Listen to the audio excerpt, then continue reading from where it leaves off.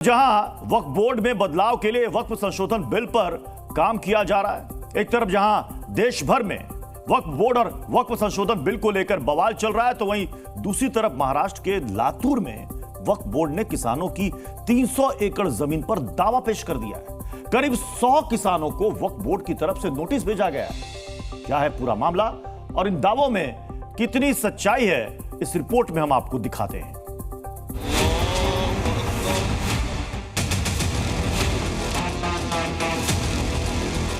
वक्फ के नाम पर देश भर में जो कब्जा नीति चल रही है, जो जाल बिछाया जा रहा है, उसका नया अड्डा बन गया है महाराष्ट्र का लातूर। और लातूर के ये किसान वक्फ बोर्ड की कब्जा नीति के नए शिकार हुए। सालों से ये किसान जो जमीन पर खेतीबाड़ी करते आ रहे हैं, अब उस पर वक्फ बोर्ड ने दावा ठोक दिया है।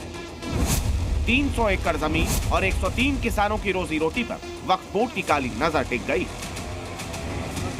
दरअसल महाराष्ट्र के लातूर जिले के अहमदपुर तहसील के 100 से ज्यादा किसानों ने आरोप लगाया है कि वक्फ बोर्ड उनकी जमीन हड़पने का प्रयास कर रहा है। आरोप है कि ये दावा छत्रपति संभाजीनगर स्थित महाराष्ट्र राज्य वक्फ अधिकरण में दायर किया गया है, जिसके बाद 103 किसानों को नोटिस जारी कर दिया गया।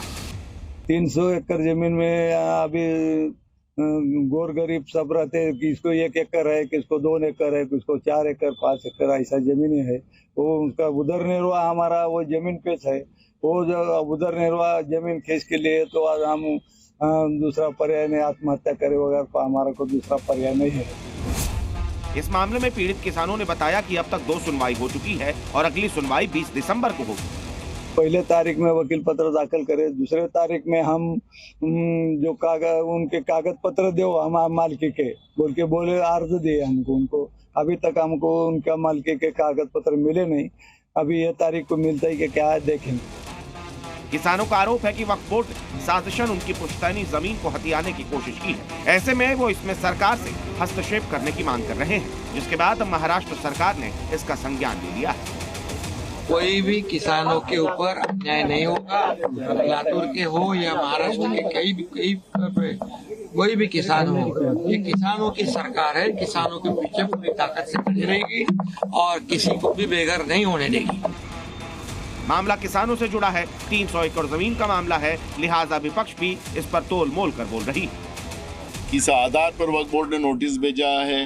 अगर किसानों की जमीन है, वह खेती करते हैं और उनकी जमीन अगर वक्फ बोर्ड अपने कब्जे में लेना चाहती है, अगर 7/12 इनका किसानों का होगा, उनकी मालकियत होगी, तो ये वक्फ बोर्ड को वक्फ बोर्ड नहीं कर सकता। वक्फ बोर्ड की जमीन है ऐसा अगर 7/12 पे है तो ठीक है, बिना 7/12 के तो कोई जमीन ले नहीं सकता है। 7/12 मालकी किसकी है वो देख कर ही करना पड़ेगा ना। वक्फ बोर्ड थोड़ी महसूल खाता है, ये जाके बोल देगा इस मेरी जमीन, वो तो महसूल को तय करेगा। वक्फ बिल का खुलकर विरोध कर रहे ओवैसी की पार्टी के महाराष्ट्र में इकलौते विधायक मुफ्ती इस्माइल कासिम ने इस मामले में वक्फ बोर्ड के लिए स्टैंड ले लिया।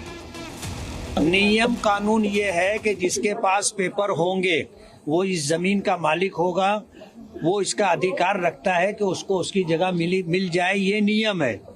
और होगा क्या, वक्फ ट्रिब्यूनल कोर्ट के अंदर वक्फ बोर्ड भी जाएगा, शेतकरी लोग भी जाएंगे, वक्फ बोर्ड जो अपना ट्रिब्यूनल कोर्ट फैसला करेगा।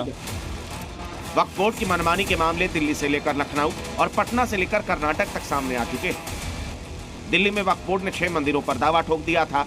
इसके अलावा पटना के पास एक पूरे गांव पर वक्फ बोर्ड ने दावा पेश किया था। लखनऊ में एक प्राचीन मंदिर को भी वक्फ बोर्ड ने अपनी संपत्ति करार दिया था। कर्नाटक में भी किसानों की जमीन के साथ साथ सरकारी स्कूलों पर वक्फ बोर्ड की नजर टिकी।